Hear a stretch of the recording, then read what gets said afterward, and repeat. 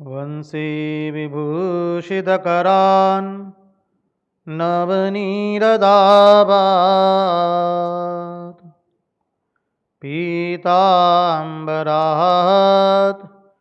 अरुणबिम्बफलादरोष्ठात् पूर्णेन्दुसुन्दरमुखात् अरविन्दनेत्रात् कृष्णात् परं किमपि तत्त्वम् अहं न जाने। कृष्णात् परं किमपि तत्त्वम् अहं न जाने। स्वस्ति श्रीगणेशाय नमः। श्रीसरस्वत्यै नमः। श्रीगुरुभ्यो नमः। वक्रतुण्डमहाकाय सूर्यकोटिसमप्रभ निर्विघ्नं कुरु मे देव सर्वकार्येषु सर्वदा। नारायणं नमस्कृत्य नरं चैव नरोत्तमं देवीं सरस्वतीं व्यास ततो जयमुदीरयेत्। नमस्ते शारदे देवी सरस्वती मती प्रदे वसत्वं मम जिह्वाग्रे सर्वविद्याप्रदा भव। गुरुर्ब्रह्मा गुरुर्विष्णु गुरुर्देव महेश्वर गुरुर्साक्षात् परब्रह्म तस्मै श्रीगुरवे नमः। सच्चिदानन्दरूपाय विश्वोत्पत्त्यादिहेतवे तापत्रयविनाशाय श्रीकृष्णाय वयं नुमः। ॐ नमः परमहंसास्वादित चरणकमलचिन्मकरन्दाय भक्तजनमानसनिवासाय श्रीरामचन्द्राय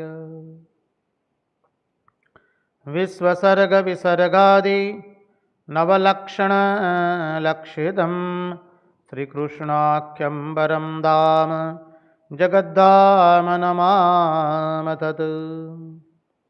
ॐ स्थापकाय च धर्मस्य सर्वधर्मस्वरूपिणे अवतारवरिष्ठाय रामकृष्णाय ते नमः। मुगं करोति वाचालं पङ्गुं लङ्घयते गिरिं यत्कृपात्वमहं वन्दे परमानन्दमाधवम्। कृष्णकनैयालाल की जय, भक्तवत्सल भगवान की जय, वृंदावन बिहारी लाल की जय, भगवान श्री राम कृष्ण देव की जय, भागवत भगवान की जय, भागवत भक्त भगवान की जय। ओम नमः पार्वतीपतये हर हर महादेव हर। ओम नमो भगवते वासुदेवाय। नारायण नारायण नारायण नारायण। सर्वप्रथम हम पूज्यपाद स्वामी आदि भवानंद जी महाराज जी के चरणों में हमारे सश्रद्धेय प्रणाम निवेदित करते हैं। तत्पश्चात रामकृष्ण आश्रम राजकोट के अध्यक्ष पूज्यपाद निखिलेश्वरानंद जी महाराज जी के चरणों में सश्रद्धेय प्रणाम निवेदित करते हैं।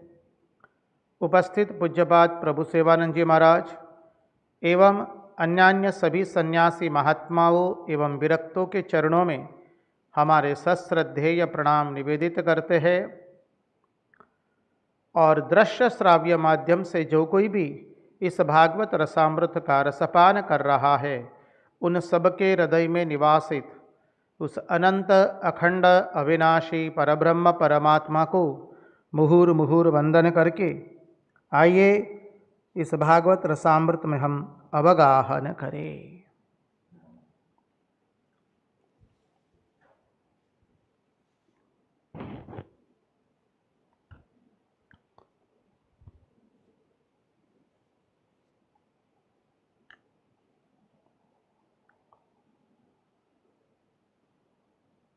यस्वानुभावमखिलश्रुतिसारमेकम् अध्यात्मदीपमतितितिर्षतां तमोन्दम्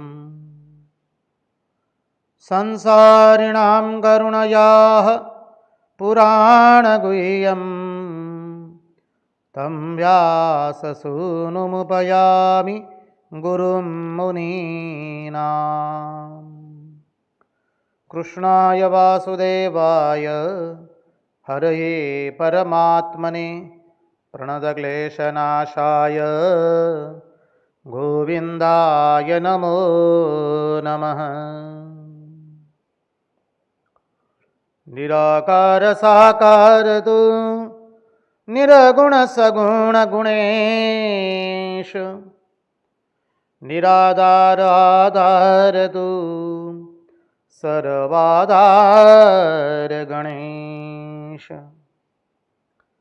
भक्त भावना रूप तू दरे रूप अनेक सर्वरूप तुजना प्रभो आदियं ददुए।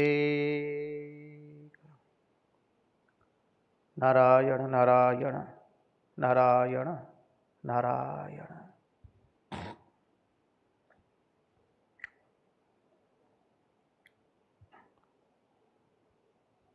आज से हमारा श्रीमद् भागवत महापुराण का एकादश स्कंद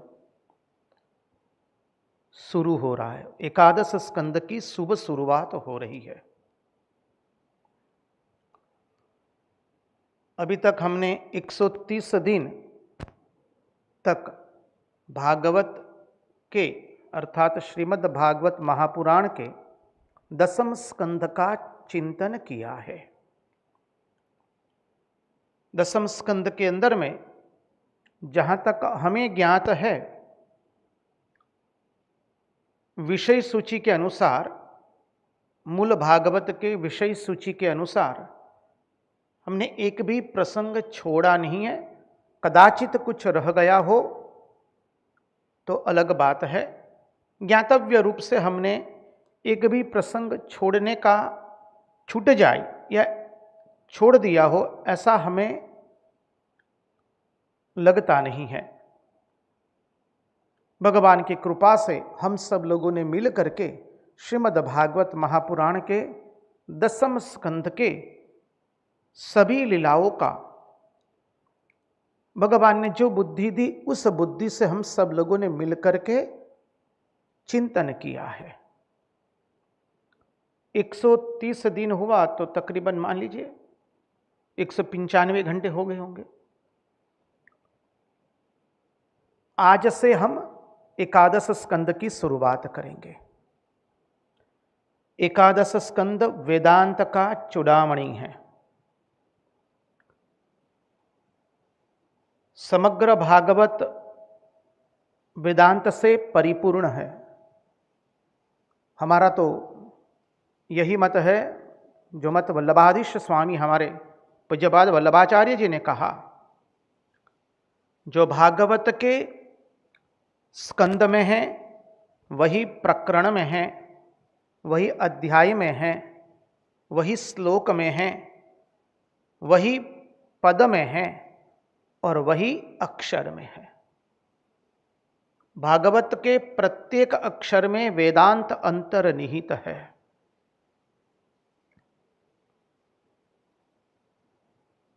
जो दसम स्कंद की वेद स्तुति देखी, वो तो अब वेदांत का कौन सा तत्व बाकी रहा। अब देखिए, हम सब लोगों ने मिल करके दसम स्कंद के तकरीबन 10, 12, 15 दिन चिंतन किया है।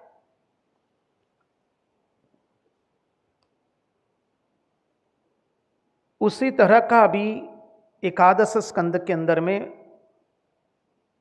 अद्वैत वेदांत की दृष्टि से ही हम लोग देखेंगे। दसम स्कंद पूर्ण हुआ कल, आज एकादश स्कंद की शुभ शुरुआत होगी।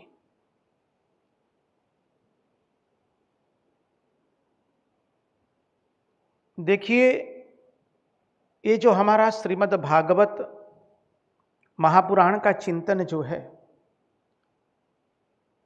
वो भगवान के अनुग्रह से हो रहा है और इन महात्माओं के आशीर्वाद के कारण।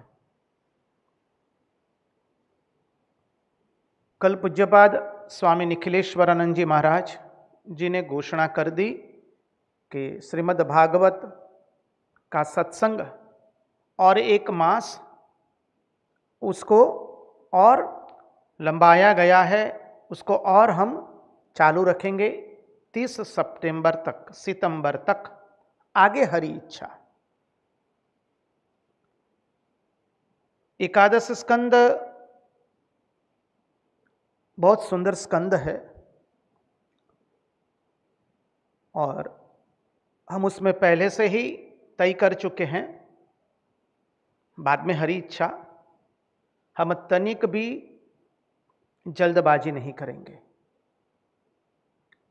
जितना भी देखा जाएगा विस्तृत रूप से भगवान जितनी बुद्धि दे उस बुद्धि से देखने का प्रयास करेंगे,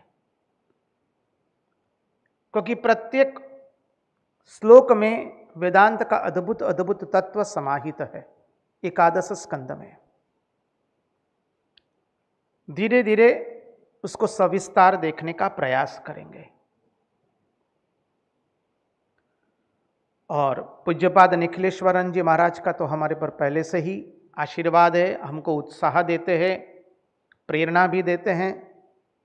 आशीर्वाद है, प्रेरणा देते, उत्साह देते। कल ही उन्होंने हमको कहा कि देखो, बहुत सारे भाविकों की, भक्तों की इच्छा है कि इसको लगातार रखा जाए, तो हमने और 1 माह बढ़ा दिया है इस सत्संग को। तो ये उनके आशीर्वाद है, उनकी कृपा है। हमारे नंद नंदन यशोदानंदन की तो अवश्य ही कृपा है, महात्माओं के आशीर्वाद। सभी महात्माओं के चरणों में हम वंदन करते हैं और आप सब के हृदय में बैठे हुए भगवान को भी हम वंदन करते हैं, क्योंकि आपके हृदय में बैठे हुए भगवान हमारे हृदय में बैठे हुए भगवान के मुंह से इस सत्संग सुनना चाहते हैं, इसलिए ये हो रहा है। यही हमारा भाव है। और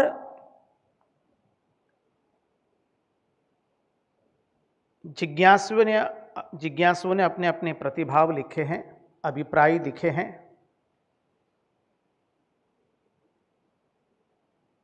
उसमें जिज्ञासुओं ने बहुत अच्छा कहा है कि महाराज इसको और चालू रखा जाए।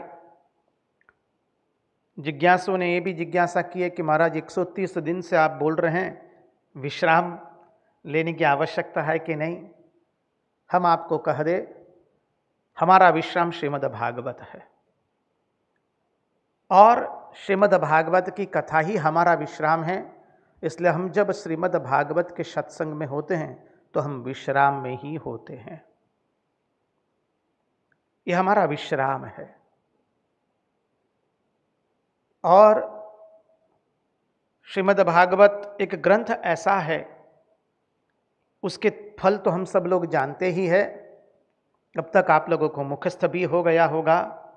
श्रीमद् भागवत हमें 3 फल देता है: निर्भयता, निसंशयता एवं सर्वत्याग करने का सामर्थ्य। तो आइए चले इस श्रीमद् भागवत के एकादश स्कंद में प्रवेश करें। अब देखिए, श्रीमद् भागवत जो है कुल 12 स्कंद में है। 335 अध्याय है, 12 स्कंद है, 18,000 श्लोक है।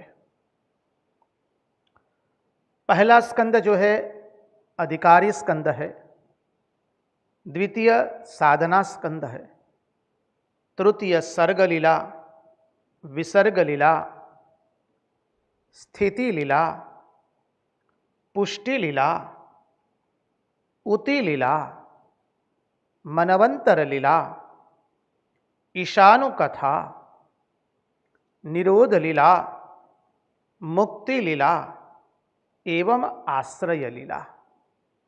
ऐसा करके 12 स्कंद ये होते हैं। हमने भागवत के शुरू के सत्संग में भी देखा था, भगवान का श्रीअंग कितना है? 12 अंगों वाला। द्वादशांगो वै प्रभु। तो वैष्णव आचार्यों ने 12 स्कंद को भगवान के अंगों के साथ जोड़ा है। पहला स्कंद जो है भगवान का दक्षिण पाद है, द्वितीय स्कंद भगवान का वाम पाद है, तृतीय स्कंद भगवान का दक्षिण उरु है, चतुर्थ स्कंद भगवान का वाम उरु है, पंचम स्कंद भगवान का दक्षिण पाणी तल है, षष्ठम स्कंद भगवान का दक्षिण वक्षस्थल है, फिर वाम वक्षस्थल है। भगवान के 10वां स्कंद तो भगवान का हृदय है,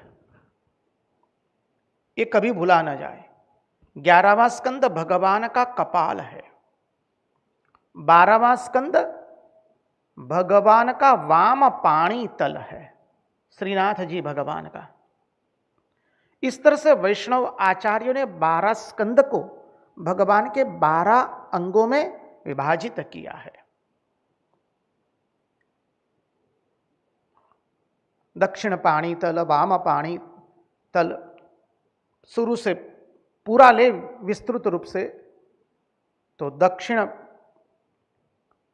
पाद, वाम पाद, तत्पश्चात दक्षिण भुजा, वाम भुजा, दक्षिण उरु, वाम उरु, फिर दक्षिण पाणी तल, फिर दक्षिण वक्षस्थल, वाम वक्षस्थल, फिर भगवान का हृदय, फिर भगवान का ललाट, और 12वां स्कंद जो अंतिम आएगा वो वाम पाणी तल आएगा।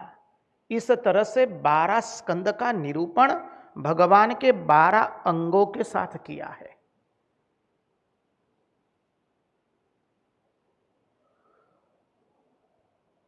हम भगवान के वैष्णव आचार्यों के मत अनुसार देखें तो हम अभी भगवान के 11वां स्कंद में हैं, मानी कपाल में हैं।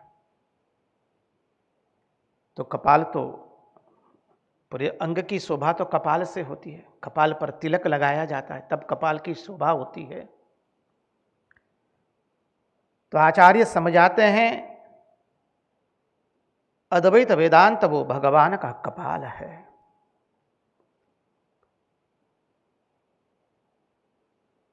आचार्यों का कहना है कि वेदांत ही भगवान का कपाल हुआ, उसमें जो तिलक लगाया वो अद्वैत वेदांत का तिलक लगाया, तो वेदांत की शोभा बढ़ गई, भगवान के कपाल की शोभा बढ़ गई।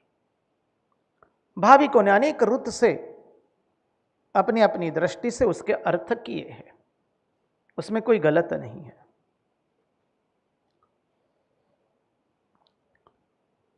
अब जब हमने श्रीमद् भागवत कथा की शुरुआत की थी अप्रैल मास की, कौन सी तारीख हमें तो याद नहीं, 17, 18 या 16 ऐसा कुछ होगा, जो भी हो।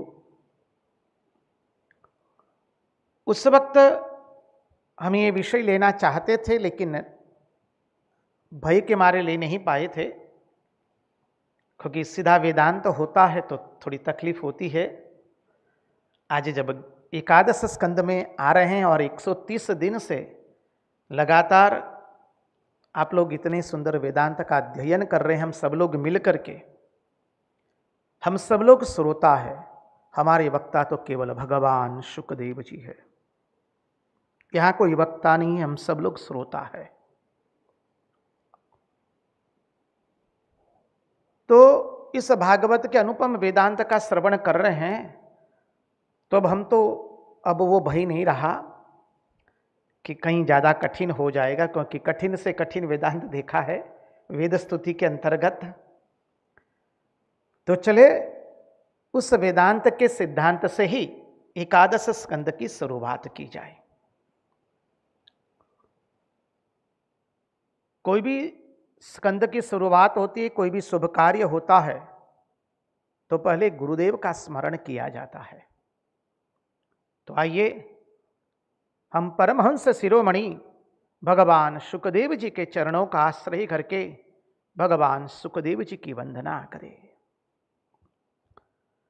यस्वानुभावमखिल श्रुतिसारमेकम् अध्यात्मदीप मतितिर्षतां तमोन्धम् संसारिणां करुणयाः पुराणगुह्यम् तं व्याससूनुमुपयामि गुरुं मुनीनाम्। तं व्याससूनुमुपयामि गुरुं मुनीनाम्।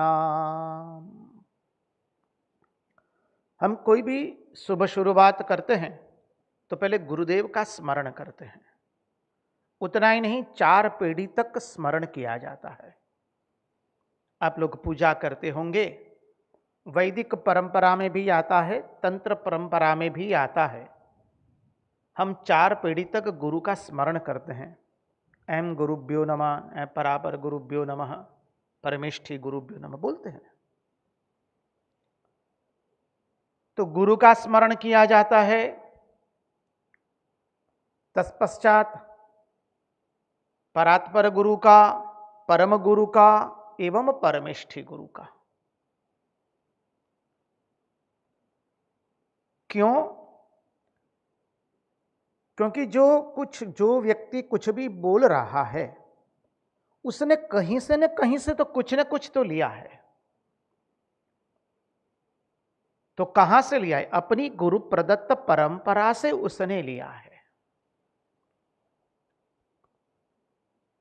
इसलिए जब गुरु की वंदना न करके कोई साधक कुछ बोलने की शुरुआत करता है,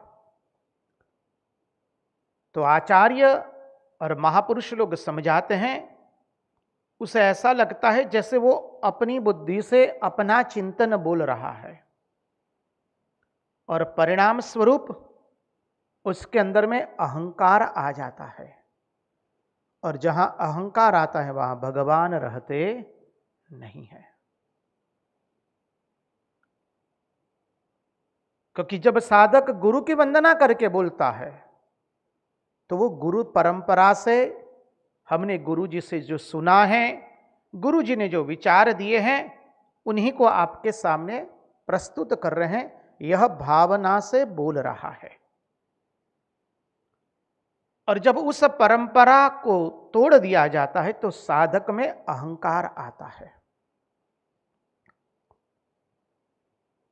और हम आपको पहले ही बता चुके हैं कि हम यहां कोई प्रवचन देने नहीं आए हैं, हम कोई व्याख्यान नहीं कर रहे, ना तो हम कोई प्रवचन कर रहे हैं। इस श्रीमद् भागवत का चिंतन हमारी साधना है। आप लोग भी इसी को साधना के रूप में ही लेते हैं। हम सब लोग इकट्ठा मिलकर के ये साधन कर रहे हैं। और साधन में तो जो हमारी गुरु प्रदत्त परंपरा है, उसी का ही अनुसरण किया जाता है, और कोई परंपरा का अनुसरण नहीं किया जाता है। इसलिए भगवान शुकदेव जी की वंदना करते हुए कह दिया, यस्वानुभाव मखिल श्रुति सार में एकम। भागवत क्या है? श्रुतियों का सार है। जिन्होंने उसका स्वानुभव किया है, ये मुंह में से बोली हुई या मस्तिष्क में से या बुद्धि की निपज नहीं है, ये स्वानुभूति की निपज है। अनुभव किया है, स्वानुभव। भगवान सुखदेव जी द्वितीय स्कंद में ही कह चुके हैं, परिनिष्ठितोपि नैर्गुणस्य उत्तम श्लोक लीलया गृहीत चेता राजर्षे आख्यानम यदधीतवान। राजन, हमारी निष्ठा केवल अद्वैत में है, परंतु कृष्ण कथा ऐसी है कि हम कहे बिना रह नहीं सकते हैं। और हमारा भी हमने आपको अनेकों बार बता दिया है, हमारा भाव हमारा साधन वही है। एक माई टोपरी लेकर के जा रही थी, रास्ते से मार्ग पर चल रही थी, द्रुत वेग से जा रही थी मार्ग पर। लोगों ने पूछ दिया, माई कहाँ जा रही हो? माई ने उत्तर दे दिया, जा रही हूं।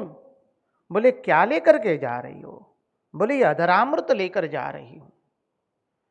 बोले अभी तक तो श्री कृष्ण का अधरामृत सुना था, ये तुम किसका अधरामृत ले जा रही हो? बोले ये महात्माओं का अधरामृत है। हम भागवत में जो भी चिंतन करेंगे वो विद्वान आचार्यों के द्वारा प्रदत्त महात्माओं के श्रीमुख से निकला हुआ ही चिंतन होगा, उसमें हमारा एक शब्द नहीं होगा। कुछ गलती हो तो वो हमारी है, प्रस्तुति की गलती हो गई हो, उच्चारण की, भाषा की, छंद की, व्याकरण की, भाव की, तो वो हमारी है। हम एक भी चिंतन हमारा अपना नहीं है। अब महात्माओं के चरणारविंद में बैठ करके महात्माओं ने अपने श्रीमुख से जो कहा है, उसी चिंतन को हम परोस रहे हैं। ये महात्माओं का ही प्रसादी है और हम सबको मिलनी चाहिए। श्रीधर स्वामी हमारे श्रीमद् भागवत के मुख्य आचार्य है। वल्लभाधीश महाराज, रूप गोस्वामी, जीव गोस्वामी, श्री विश्वनाथ चक्रवर्ती जी, पूज्यपाद डोंगरी जी महाराज, पूज्यपाद कृष्ण शंकर शास्त्री जी, पूज्यपाद अखंडानंद सरस्वती जी महाराज, जिनको तो हम भगवान का भगवद अवतार से समझते हैं, जिनके वांगमय चरणारविंद में बैठ करके हम भागवत का चिंतन करते हैं। ऐसे अनेकों आचार्य, अनेकों विद्वान, संतों, महापुरुषों, आचार्यों के चरण में बैठ करके वही चिंतन हम सब लोग पा रहे हैं और पी रहे हैं।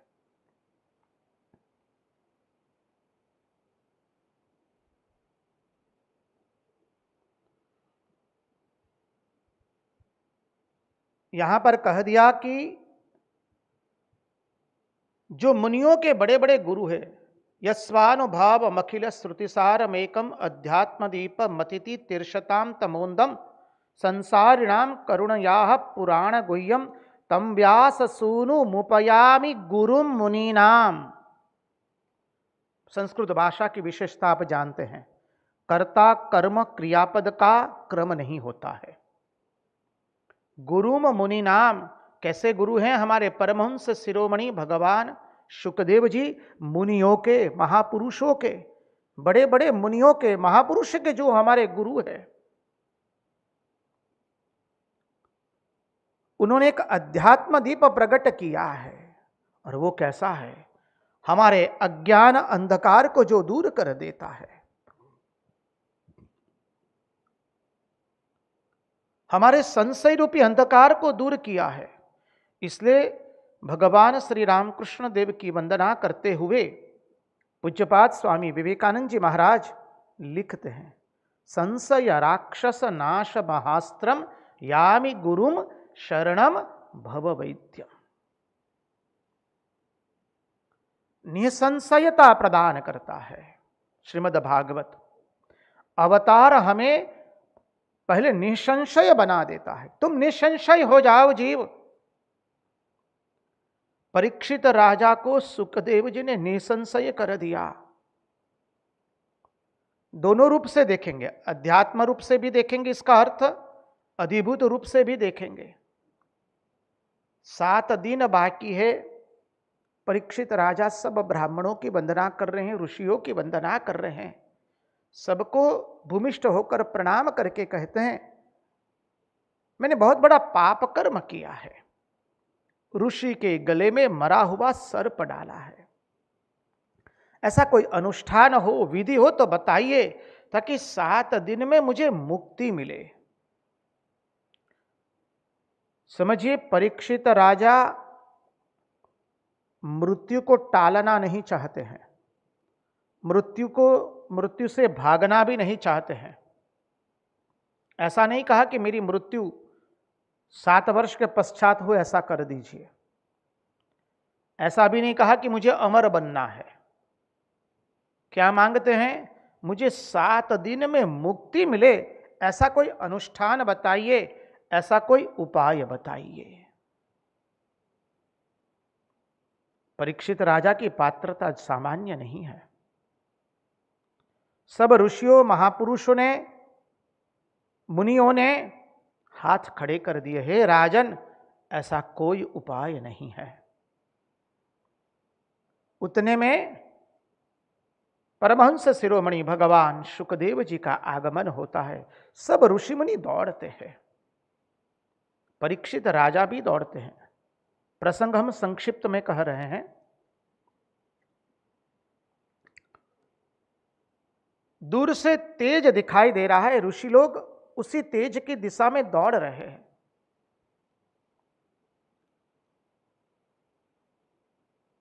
परीक्षित राजा दौड़ते हैं, देखते हैं शरीर पर एक भी वस्त्र नहीं है, वासना नहीं है, इसलिए वस्त्र नहीं है।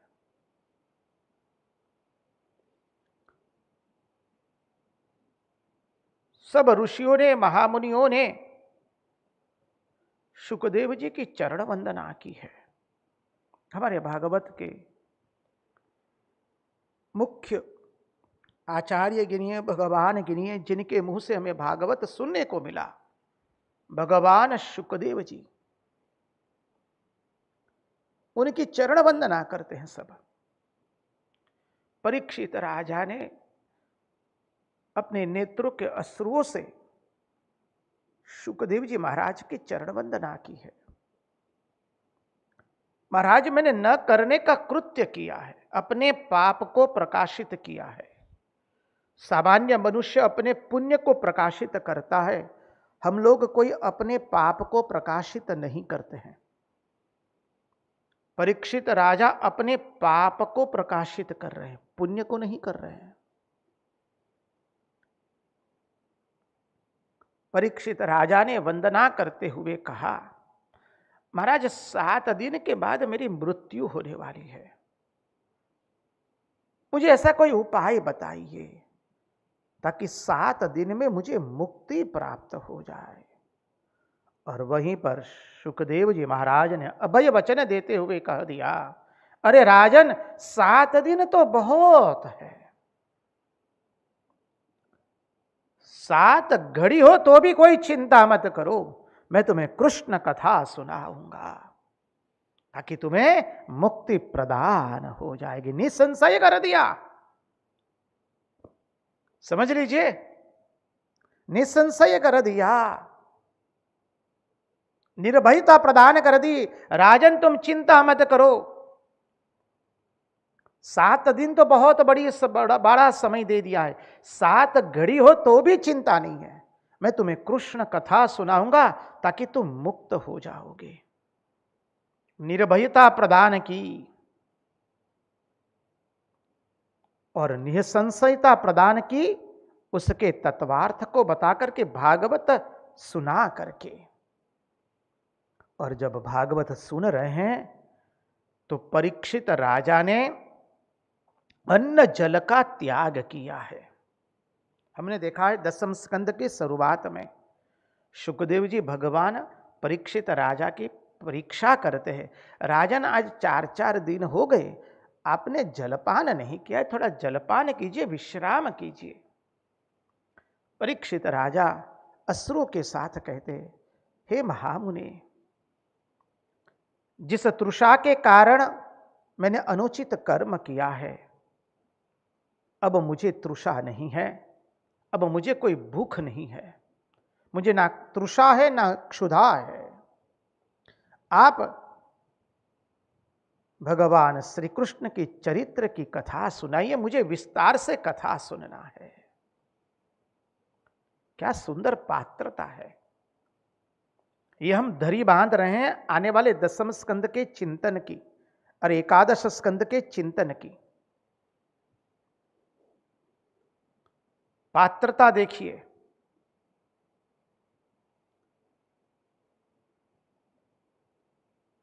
सुखदेव जी भगवान ने पहले निर्भयता प्रदान कर दी, निसंशयता कर दी और साथ साथ में दिया सर्वत्याग करने का सामर्थ्य। परीक्षित राजा ने सब छोड़ दिया है, अन्न जल का भी त्याग कर दिया, राज्य का तो कब का त्याग कर दिया है। एक छत्र राज्य था, सर्वत्याग करने का सामर्थ्य। अध्यात्म अर्थ से देखे तो भगवान की यह कथा हमें पहले निर्भयता प्रदान करती है, हमें कोई भय नहीं रखती है। सबसे बड़ा भय तो मृत्यु का होता है। हमारा भागवत प्रतिपल बताता है, तुम शरीर नहीं हो, तुम मन नहीं हो, तुम बुद्धि नहीं हो, तुम चित्त नहीं हो, तुम अहंकार नहीं हो, तुम वही शुद्ध स्वरूप नित्य तू, बुद्ध तू, मुक्त तू, प्राणिया। इस तरह से हमें निर्भयता प्रदान करता है भागवत। जितने जितने दिन लगातार विगत 130 दिन से हमने भागवत का श्रवण किया, हमें उसने निसंशय बनाया है, अनेकों संशय का छेदन कर दिया और सर्वत्याग करने का सामर्थ्य भी प्रकट किया है उसने। भीतर ही भीतर हमारा मन मजबूत हो रहा है। आप गृहस्थ होंगे तो आप कहेंगे कि महाराज हमें क्या त्याग करना है? जी ना, आपका त्याग बाहर से नहीं है, भीतर से वासनाओं का, व्यर्थ विचारों का अभी आप त्याग कर रहे हैं। नहीं तो विगत 130 दिन से आप भागवत कथा नहीं सुन सकते थे।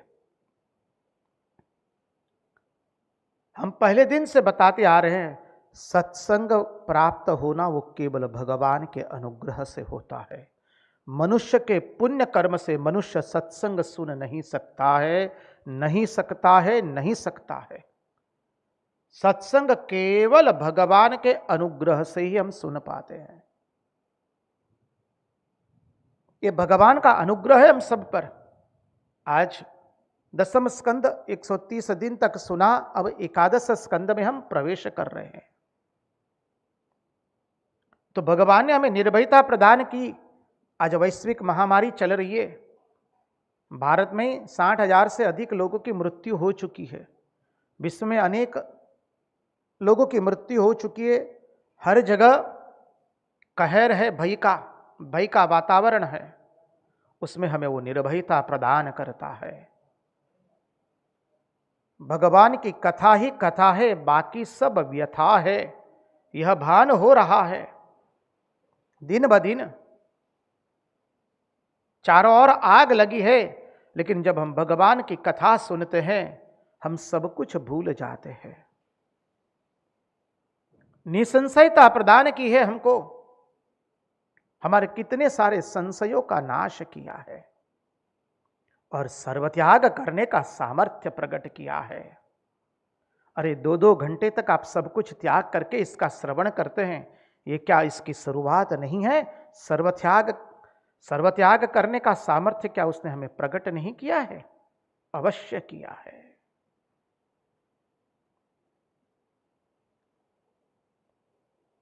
तो हमारे परमहंस शिरोमणि भगवान सुखदेव जी की वंदना करते हुए कहा, गुरु की वंदना पहले करनी पड़ती है। यस्वानुभाव मखिल श्रुति सारमेकम अध्यात्म दीप मतिति तीर्षताम तमोंधम।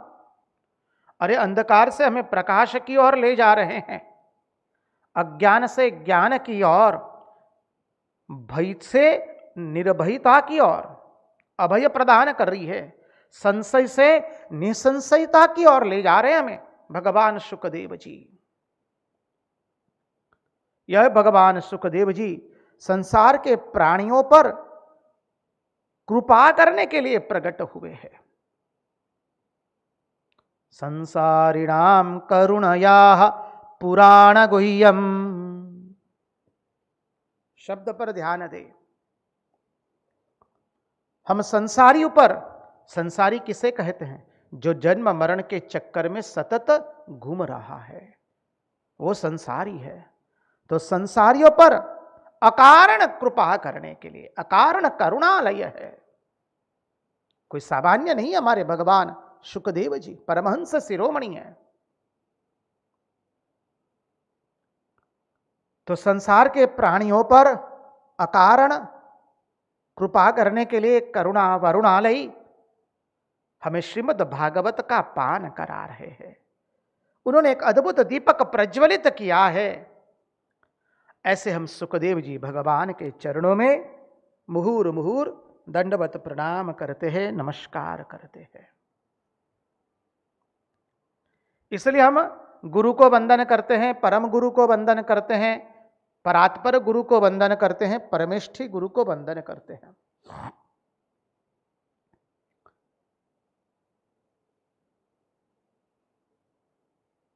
देखिए, कोई भी साधना करने के समय हम गुरु की वंदना करते हैं। साधना का अर्थ क्या है? हमारे अहंकार का राहित्य करना, हमारे अहंकार को मिटाना, अभिमान को मिटाना, उसी का नाम साधना है। और हम सब लोग मिलकर के ये हमारी साधना कर रहे हैं श्रीमद् भागवत की। हम जो श्रवण कर रहे हैं वो हमारी साधना है। तो हम साधना में हमारे अहंकार को मिटाना चाहते हैं। इसलिए सुखदेव जी भगवान की वंदना करके सुखदेव जी के चरणार बिंद की चरण धूलि को अपने मस्तिष्क पर धारण करके हम प्रवेश करते हैं। देखिए, भागवत का प्रतिपाद्य विषय हमने देखा है कि जगत भगवान में से निकला, भगवान में है और भगवान में विलीन हो जाएगा।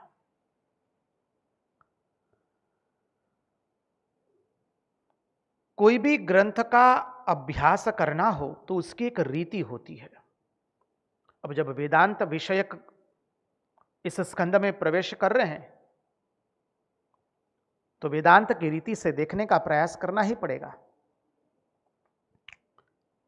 कोई भी ग्रंथ का अभ्यास करते हैं तो पहले देखना पड़ता है कि यह ग्रंथ हमारे हृदय में कौन सा ज्ञान प्रकट करने जा रहा है। 4 बातें ध्यान में रखनी पड़ती कोई भी ग्रंथ का अभ्यास करने के समय। जब ये 4 बातें हम ध्यान में रखेंगे तभी उस ग्रंथ का ज्ञान हमारे हृदय में प्रकट होगा।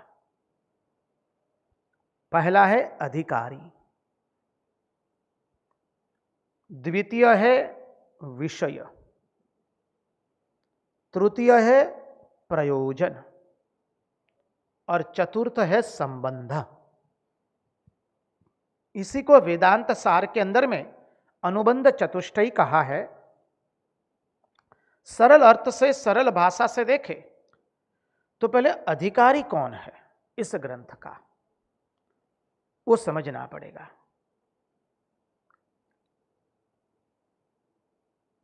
जिस किसी को यह ग्रंथ सुनाया नहीं जाता है, जिसमें श्रद्धा न हो, उसको सुनाया नहीं जाता है। श्रद्धावान लभते ज्ञानम, भगवान ने भी यही बात अर्जुन को गीता में कही है। अश्रद्धावान को ये योग नहीं सुनाया जाता है। देखना होता है कि अधिकारी कौन है, इसमें कौन सा विषय का निरूपण किया गया है। उसको सुनने एवं सुनाने से कौन से प्रयोजन की सिद्धि होने वाली है। और चतुर्थ है कि सचमुच यह ग्रंथ उसी विषय का वर्णन कर रहा है कि नहीं। यही अनुबंध चतुष्टय को हमने सरल भाषा में रखा। अब एक एक बिंदु को देखने का प्रयास करेंगे। अधिकारी, भाई यह ग्रंथ जो है वो किसके लिए लिखा गया है? बच्चों के लिए है, युवाओं के लिए है, वृद्धों के लिए है, किसके लिए है? गृहस्थों के लिए है कि सन्यासियों के लिए है?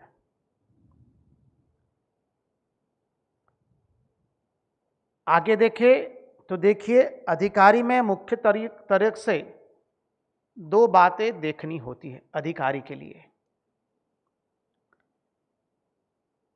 जो इस ग्रंथ का श्रवण कर रहा है उसमें योग्यता है कि नहीं, प्रथम बात।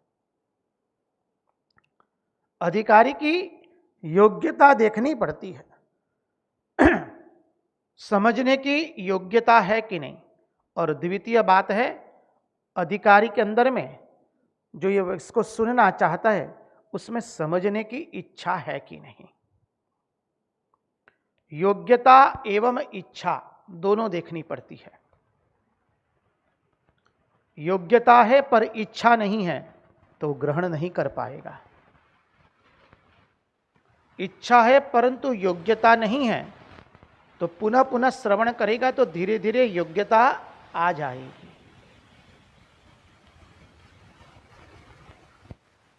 लेकिन देखना पड़ता है योग्यता एवं अधिकार, इच्छा। आवाज आ रही है? हाँ, नारायण नारायण नारायण नारायण। अधिकारी की योग्यता, तो योग्यता क्या है? आप लोग पुनः पुनः अभिप्रायों में लिखते हैं ना कि महाराज हम लोगों का तो फिर क्या होगा, हम लोग तो वहाँ नहीं हैं, हम लोगों में ऐसी श्रद्धा नहीं, ऐसी भक्ति नहीं है। कोई चिंता मत कीजिए, हम लोगों में से किसी की नहीं है, महात्माओं को छोड़ दीजिए। हमारे में योग्यता नहीं है, हम जानते हैं, लेकिन हमारे में इच्छा है। इच्छा क्या है? हमें भगवान की कथा सुननी है। हम भगवान के चरित्र की लीला माधुरी सुनेंगे, भगवान की रूप माधुरी का वर्णन सुनेंगे, लीला माधुरी का वर्णन सुनेंगे, भगवान के स्वरूप का भजन करेंगे। इच्छा है। इच्छा नहीं होती तो आज 130 दिन से आप लगातार सुन नहीं पाते।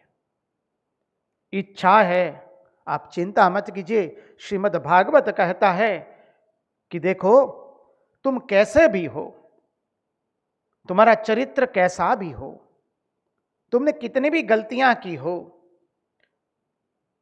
तुम कैसे भी हो, चिंता मत करो, केवल आ जाओ, श्रीमद् भागवत के पास आ जाओ। एक बार आ जाओगे फिर श्रीमद् भागवत तुम्हें भगवान के चरणारविंद में पहुंचा देगा। केवल एक बार इच्छा कर लो। वेदांत के ग्रंथों को श्रवण करने के लिए ये चाहिए भाई, अधिकारी चाहिए, फिर विषय का ज्ञान होना चाहिए, प्रयोजन का भी ज्ञान होना चाहिए, संबंध का भी ज्ञान होना चाहिए, अनुबंध चतुष्टय। उतना ही नहीं, अधिकारी के अंदर में बोले जो बाह्य साधन है, विवेक वैराग्य षट संपत्ति एवं मुमुक्षत्व, वो भी होना चाहिए वेदांत के अध्ययन के लिए। भीतर के जो साधन हैं, योग धर्म अंतःकरण पवित्रता, बाह्य एवं अंतः साधन होने चाहिए। ये सब वेदांत के ग्रंथों को श्रवण करने के लिए पहले योग्यता बनानी पड़ती है। पर श्रीमद् भागवत का ऐसा नहीं है।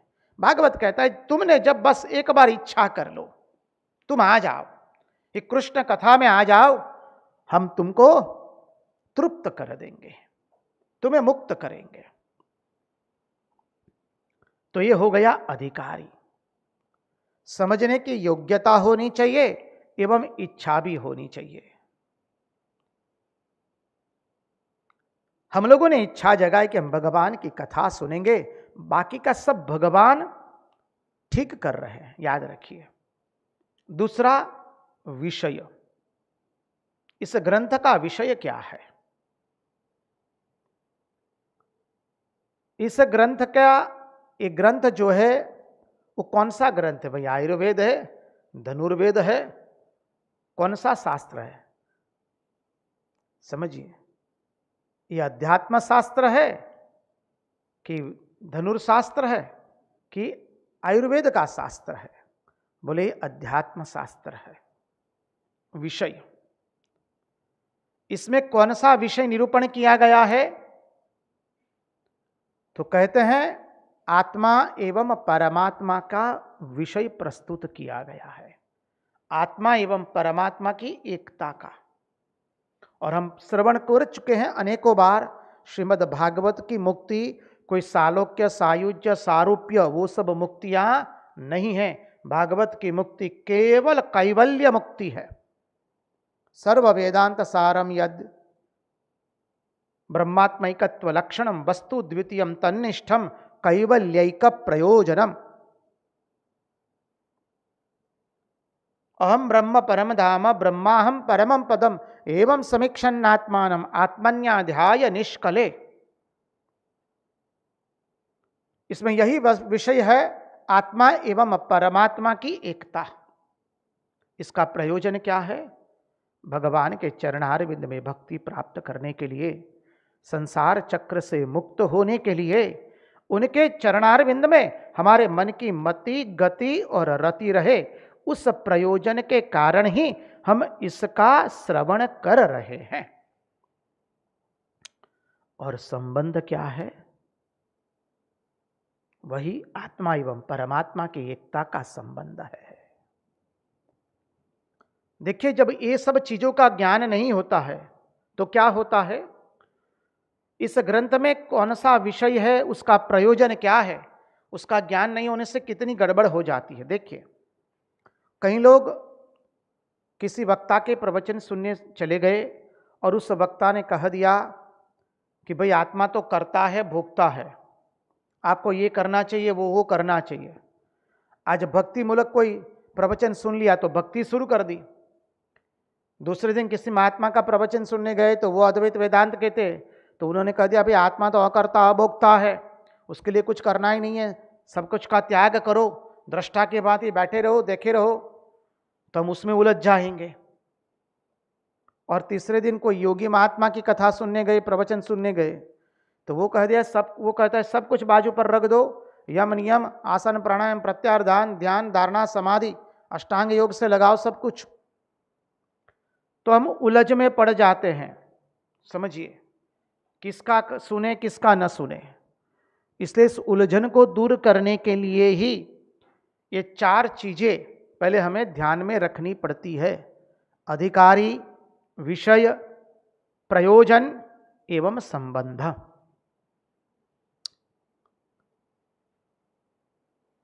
तो अधिकारी कौन है, ग्रंथ का विषय क्या है, सुनने सुनाने का क्या प्रयोजन है, एवं सचमुच यह ग्रंथ उसी विषय का वर्णन करता है कि नहीं, अर्थात आत्मा एवं परमात्मा के विषय का। इन चारों को नाम दिया शास्त्र ने, वेदांत सार ने।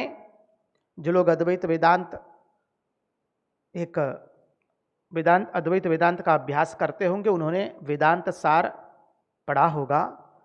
उसमें इसी को अनुबंध चतुष्टय कहा गया है। अनुबंध चतुष्टय यही है: अधिकारी, विषय, प्रयोजन एवं संबंध। और उसी को शास्त्र कहता है योग्यता, आकांक्षा, विषय एवं प्रयोजन। शास्त्रीय भाषा की बात करें तो योग्यता, आकांक्षा, विषय एवं प्रयोजन। अब देखिए, श्रीमद् भागवत में 5 प्रकार से परमात्मा का वर्णन आता है। ये परमात्मा के 5 प्रकार से वर्णन किए गए हैं। पहला है परतत्व, द्वितीय है व्यूह तत्व, तृतीय है अंतर्यामी तत्व, चतुर्थ है विभू तत्व और पंचम है अर्चना तत्व। ये 5 तत्व से श्रीमद् भागवत में परमात्मा का वर्णन आता है। ध्यान से श्रवण किया जाए इसका। परतत्व, व्यूह तत्व, अंतर्यामी तत्व, विभू तत्व एवं अर्चना तत्व। तो जो परतत्व है वो क्या है, उसका चिंतन शुरू करें। समय हुआ है, चिंतन आने वाला है, तो उसके पहले महाराज जी से नम्र निवेदन करेंगे एक छोटा सा भजन सुना दे, ताकि इस चिंतन में हम प्रवेश हो जाए, क्योंकि वो चिंतन की धारा को तोड़ना ठीक नहीं रहेगा। महाराज से विनती, महाराज एक भजन निवेदित करें।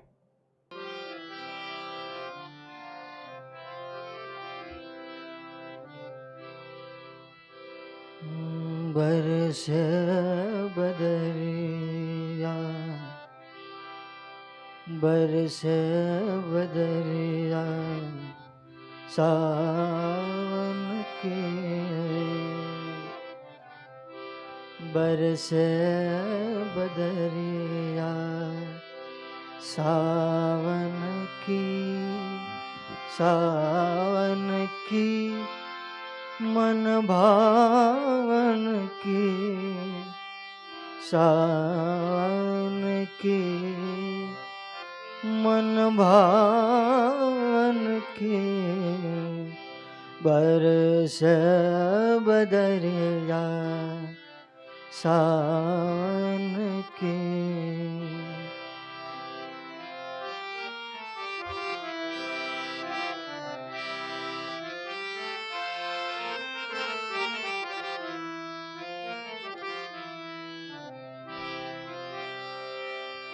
सावन में उमग्यो मेरो मनवा, सावन में उमग्यो मेरो मनवा, भनक सुनी हरियावन की, भनक सुनी हरियावन की, उमड़ घुमड़ चौदिसी से आयो, उमड़ घुमड़ चौदिसी से आयो, दामिनी दमक जय, दामिनी दमक जय लावन के, बरस बदरिया सावन के, बरस बदरिया सावन की, सावन की मन भावन की, सावन की मन भावन की, बरस बदरिया सावन की।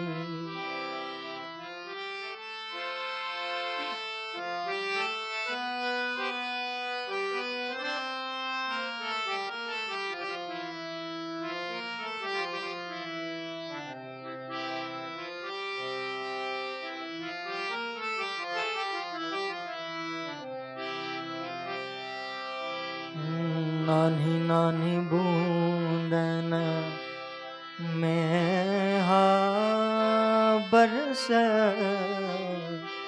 नानी नानी नानी नानी नानी नानी नानी बूंदन, नानी नानी बूंदन में हा बरस, शीतल पवन सुहावन की, नानी नानी बूंदन में हा बरस, शीतल पवन सुहावन की। मीरा के प्रभु गिरिधर नागर,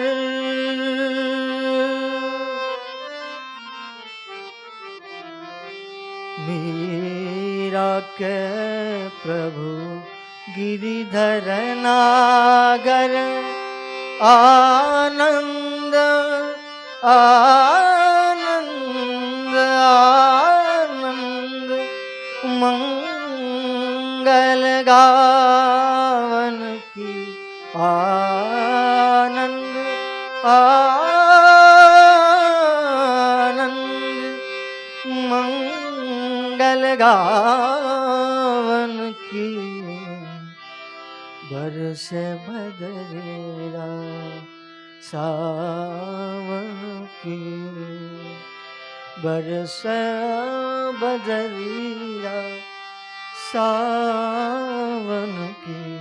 सावन की सावन की। बरस बदरिया सावन की। सावन की मन भावन की। बरस बदरिया सावन की। सावन की सावन की सावन की। कृष्ण कन्हैया लाल की जय। कृष्ण कन्हैया लाल की जय। तो चले हम चिंतन में प्रवेश करें। परतत्व।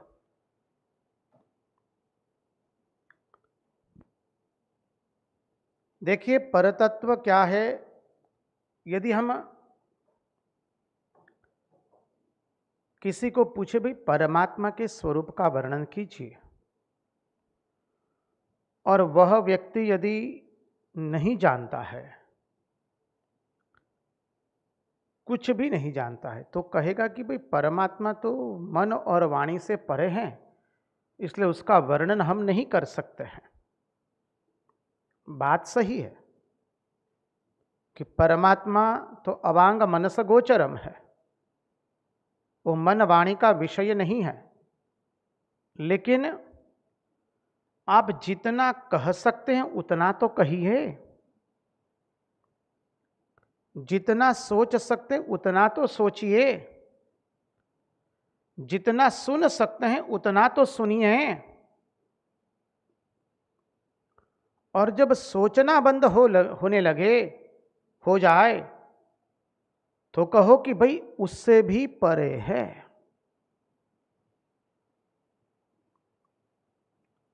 इसको परतत्व बोलते हैं।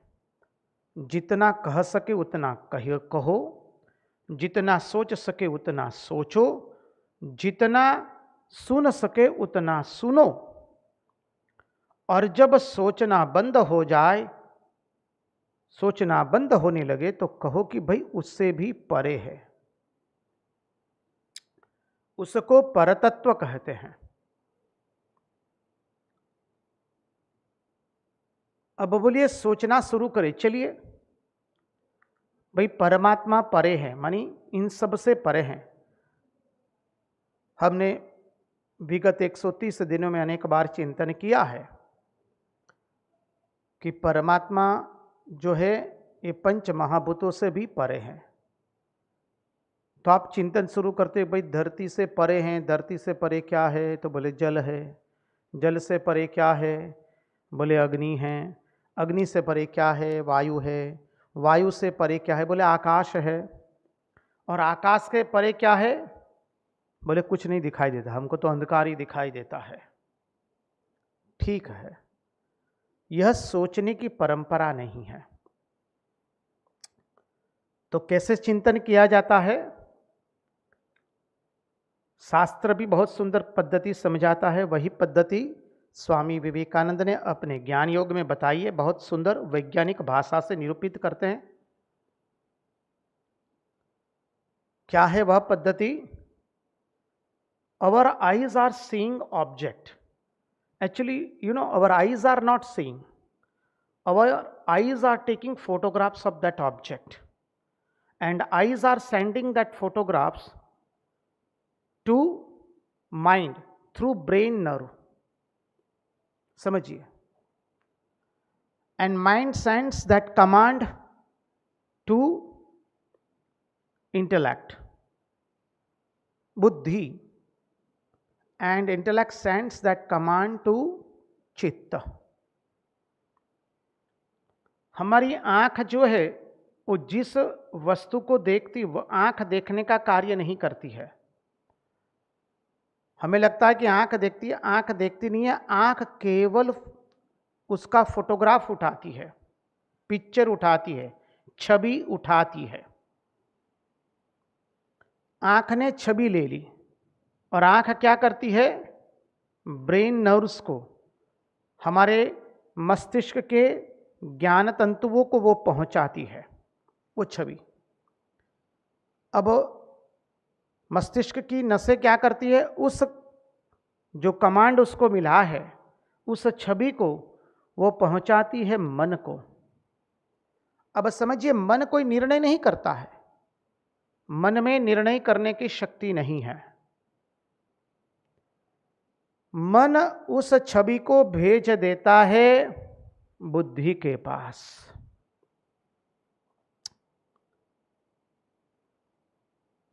और बुद्धि चित्त को भेजती है. आप कहेंगे चित्त के बाद? चित्त क्या करता है? चित्त आगे नहीं भेजता है. इसलिए स्वामी विवेकानंद समझाते हैं कि हमें कहीं ना कहीं तो रुकना पड़ेगा.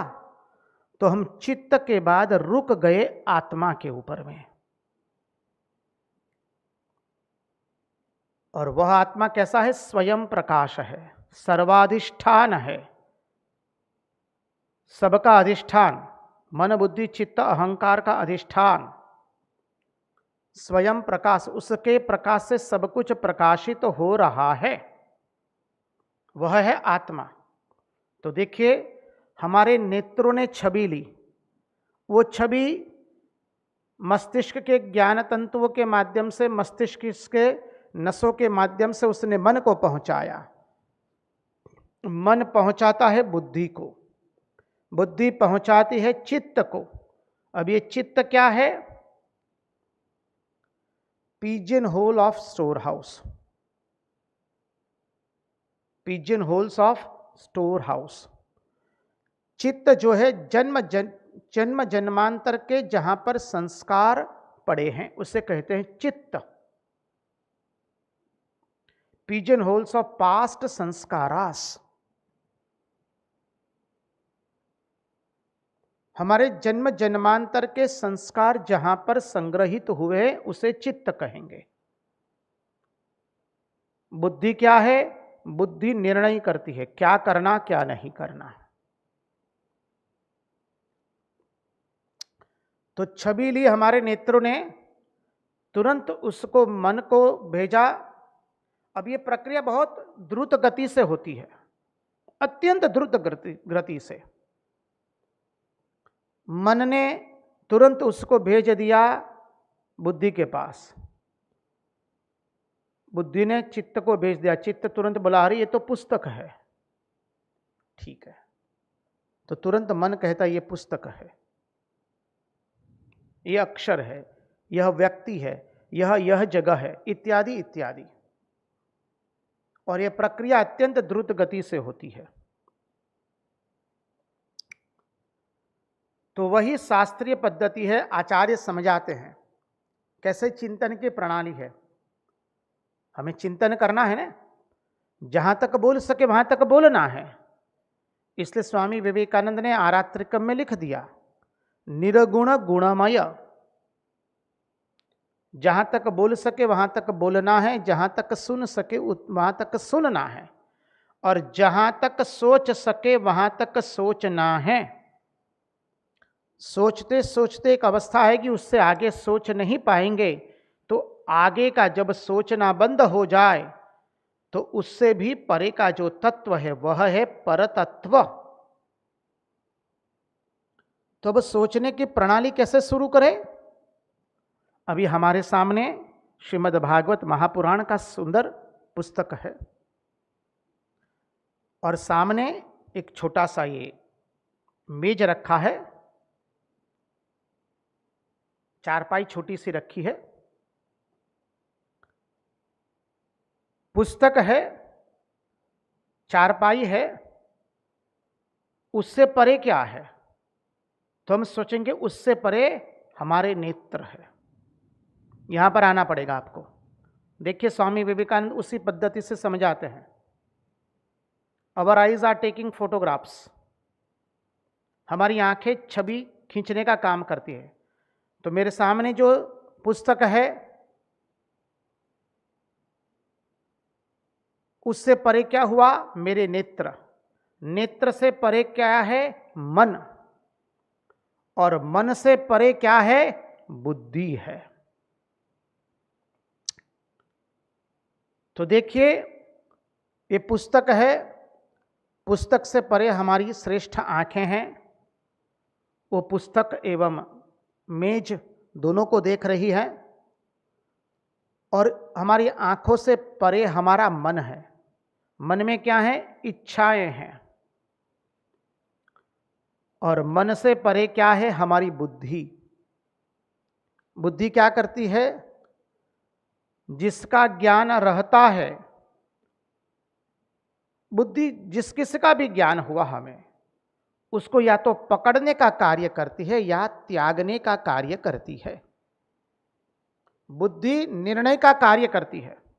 बुद्धि कहती है श्रीमद् भागवत महापुराण है, हमारा जीवन है, हमारा सर्वस्व है, उसको पकड़ के रखो। तो बुद्धि ने पकड़ा। और अन्य कोई वर्तमान पत्र हो, एक हमारे काम का नहीं है, उसको उठा करके फेंको। बुद्धि ज्ञान करवाती है। जिसका ज्ञान होता है उसी को छोड़ने या पकड़ने की इच्छा होती है। बुद्धि ने कहा इसको पकड़ो, तो मन तुरंत पकड़ता है। मन ने तुरंत कमांड दिया, आदेश दिया दूसरी सभी इंद्रियों को, हाथ को, पांव को, इसको पकड़ो। हमने पकड़ लिया। और मन, बुद्धि ने कमांड दिया, आदेश दिया, इसका त्याग दो, हम तुरंत उसका त्याग कर देते हैं। ये वर्तमान पत्र, ये जगत की खबर की कहानियां हमारे काम की नहीं है। सत्संग से अतिरिक्त जो कुछ भी है वो हमारे काम का नहीं है, हमने त्याग दिया। ये चिंतन की प्रणाली बता रहे, परतत्व के चिंतन की प्रणाली आचार्य। अब और आगे जाए। जो ज्ञान का विषय होता है सो एक और अभिमान पैदा करता है। हमें किसी वस्तु का ज्ञान हुआ, चाहे वो पुस्तक का ज्ञान हो या भाषा का ज्ञान हो या और किसी का ज्ञान हो, हमें किसी का ज्ञान हुआ तो वो हमारा अहंकार बढ़ाता है, पैदा करता है।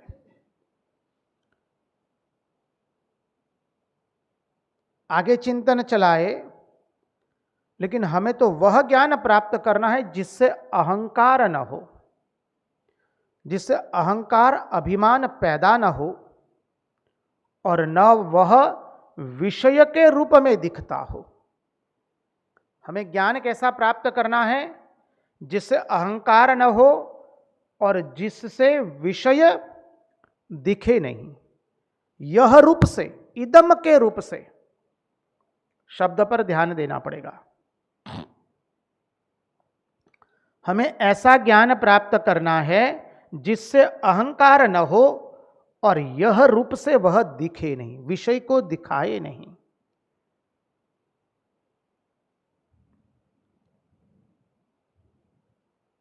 तो बोले ये तो समझ में आ गया कि भाई हमें ऐसा ज्ञान प्राप्त करना है जिससे अहंकार न हो, वह ज्ञान जो न अभिमान पैदा करता हो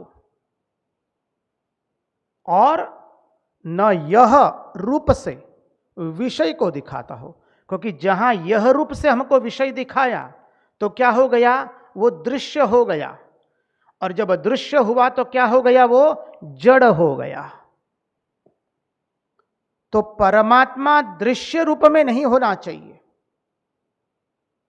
परमात्मा का ज्ञान हमें यह रूप में नहीं होना चाहिए, यह स्पीकर के रूप में, यह कुर्सी के रूप में, यह कंप्यूटर के रूप में, यह पुस्तक के रूप में, यह प्रतिमा के रूप में।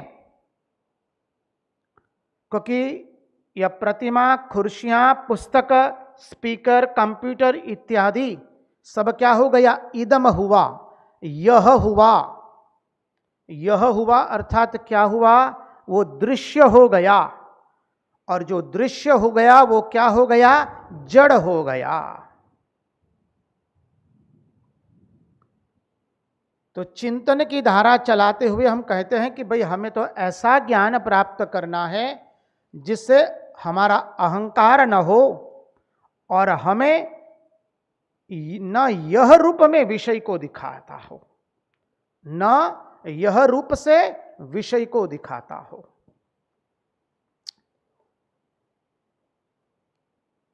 अहंकार भी न हो और परिच्छिन्नता का ज्ञान भी न हो। तात्पर्य क्या है? हमें वह ज्ञान प्राप्त करना है जिससे हमारे में कोई अहंकार ना आवे और हमारे में कोई परिच्छिन्नता ना आवे, अपरिच्छिन्नता प्राप्त हो। परिच्छिन्नता अर्थात अलगाव।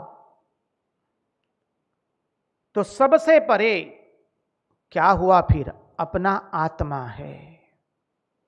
समझिए, नेत्रों ने छवि ली, मस्तिष्क के ज्ञान तंतुओं से मस्तिष्क की नसों से उसने भेजा मन को, मन ने भेजा बुद्धि को, बुद्धि ने भेजा चित्त को, चित्त ने भेजा आत्मा को। कहीं ना कहीं तो हमें रुकना पड़ेगा। इसलिए स्वामी विवेकानंद कहते हैं हम आत्मा पर रुक गए। कहीं ना कहीं तो हमें रुकना ही पड़ेगा, इसलिए हम आत्मा पर रुक गए। बुद्धिस्ट लोग, बौद्ध धर्म के लोग हमसे यहीं पर अलग हो गए।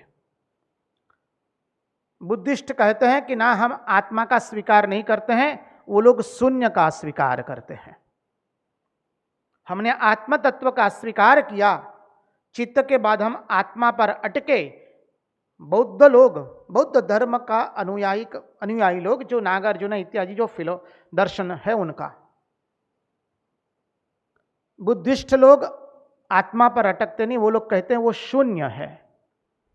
इसलिए हमारे दर्शन शास्त्र ने, हमारे वैदिक सनातन धर्म ने कहा यदि आप शून्य पर अटकते हैं तो शून्य तो क्या है? खाली है, वो तो शून्य है। स्वामी विवेकानंद सुंदर तर्क देते हुए कहते हैं, वही तर्क हमारा दर्शन शास्त्र देता है। भगवत्पाद भगवान आद्य शंकराचार्य ने वही भाषा प्रयुक्त की है। Something comes out from something, something doesn't come out from nothing. Something comes out from something, something cannot come out from nothing. जब कुछ है तो उसमें से कुछ निकलता है, कुछ नहीं है तो उसमें से कुछ निकलने वाला नहीं है। देखिए, हम सरल भाषा से भाषांतर कर रहे हैं, उसको शास्त्र की भाषा से ये मिलाने मत जाइए। उसका हम मुक्त अनुवाद करके आपके सामने प्रस्तुत कर रहे हैं। अक्षरशः भाषा नहीं मिलेगी।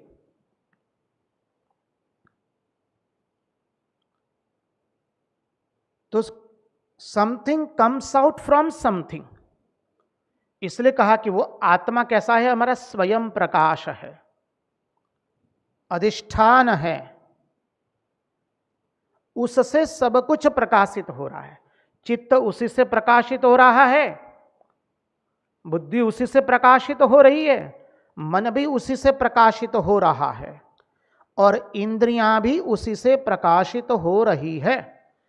उसके प्रकाशित होने पर सब कुछ प्रकाशित हो रहा है। वो यदि प्रकाशित नहीं होता है तो कुछ भी प्रकाशित होने वाला नहीं है। न तत्र सूर्यो भाति न चन्द्रतारकं नेमा विद्युतो भान्ते कुतोऽयमग्नि तमेव भान्तम् अनुभाति सर्वं तस्य भासा सर्वमिदं विभाति। कठोपनिषद।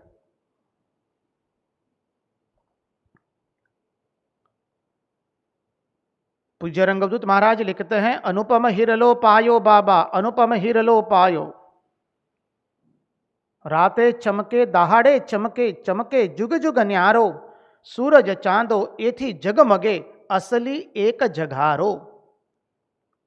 हमने अनुपम हीरा पाया, और वह हीरा क्या है? रात में चमकता है, दिन में चमकता है, और उसी से सब कुछ चमकता है। रातें चमके दहाड़े चमके चमके जुग जुग न्यारो, जुग जुग तक चकल चमकता है वो। अरे सूरज चांद भी उसी से चमकता है, चमकते हैं, क्योंकि वो एक असली चमकता हुआ जगारा है। तो वही आत्म तत्व मिला लीजिए। अभी शास्त्र की पद्धति, स्वामी जी की पद्धति, दोनों एक ही है। इसलिए स्वामी जी कहते हैं, I have told nothing but the Upanishads. मैंने जो कुछ कहा है वो केवल उपनिषद की वाणी को ही उद्धृत किया है, शास्त्र की वाणी को ही उद्धृत किया है। तो समझिए, ये सबसे परे क्या है? बोले अपना आत्मा। नेत्र से परे मन हुआ। नेत्र से परे क्या है? वस्तु। तो अभी वस्तु की जगह आप अपने जगत को लगा दीजिए, जगत को रख दीजिए। जगत को हमारा नेत्र देखता है, नेत्र ने जगत को देखा, फिर उसकी छवि गई मन को, मन ने छवि भेजी बुद्धि को, बुद्धि ने छवि भेजी चित्त को, और चित्त क्या है? हमने देख लिया, जन्म जन्मांतर के संस्कार जहां पर संग्रहित हुए हैं। बुद्धि क्या है? जो निर्णय करती है। मन क्या है? मन का कार्य है जाना, गति करना। और इन सब से परे है आत्मा। आत्मा प्रकाशित है, इसलिए सब कुछ प्रकाशित हो रहा है। तो वो जो सबसे परे अपना आत्मा है, वही आत्मा हमारा ब्रह्म रूप है। इसी परतत्व का बोध भागवत कराता है, इसलिए परतत्व रूप हो गया। अभी दूसरा तत्व है व्यूह तत्व। व्यूह तत्व क्या है? ये परमात्मा का व्यूह तत्व क्या है? उदाहरण से देखें तो देखिए, पहले राजा जो है, राजा का उदाहरण ले तो राजा अपने एक निजी कक्ष में वो अकेला ही रहता है, उसको परतत्व समझ लीजिए। वहां उसकी रानी भी नहीं रहेगी, उसके कोई सिपाही, कोई कुछ भी, कोई नहीं रहेगा। राजा का अपना एक कक्ष होता है ऐसा, जहां राजा के अतिरिक्त और कोई नहीं रहेगा। तो वो हो गया परतत्व, सबसे परे। व्यवहार के उदाहरण से देख रहे हैं, उसमें मानी उस उदाहरण के अंदर में लिमिटेशंस तो रहेगी ही, उसकी अपनी एक मर्यादा तो रहेगी ही रहेगी। अब वही राजा सज धज करके अपने दरबारियों के साथ बैठता है। दरबार बड़ा है राजा का, मंत्री है, प्रधानमंत्री है, और राजा सबको आदेश दे रहा है, तुमको ये करना है, उसको ये करना है, दीवान को यह करना है, यह करना है। समझिए, तो वो राजा का दरबारी रूप है, और उसमें वो चर्चा करता है मोर्चेबंदी की। कहाँ कौन सा मोर्चा है? जैसे प्रधानमंत्री अपने सुरक्षा कर्मियों से और अपने देश की सुरक्षा डिफेंस विंग के साथ, तीनों सेनाओं के प्रमुख के साथ एक व्यूह की चर्चा करे, तो यहां पर राजा भी इस तरह से अपने मोर्चे बंदे की चर्चा करता है। मोर्चे बंदे पर किसको कहाँ क्या क्या रखना है। तो ब्रह्मा को कह दिया कि आप सृष्टि का निर्माण कर दो। नारायण को कह दिया कि जाइए आप क्षीर सागर में और वहाँ से सबके लिए दूध भेजिए। शंकर जी को कह दिया कि जाइए आप प्रलय कर दीजिए। वायु देवता, अग्नि देवता, सूर्य देवता, चंद्रमा देवता आदि सभी देवताओं को आदेश दे दिया उनके उनके अपने अपने कार्य करने का। प्रधानमंत्री ने मंत्रियों को आदेश दे दिया व्यूह रचना के लिए।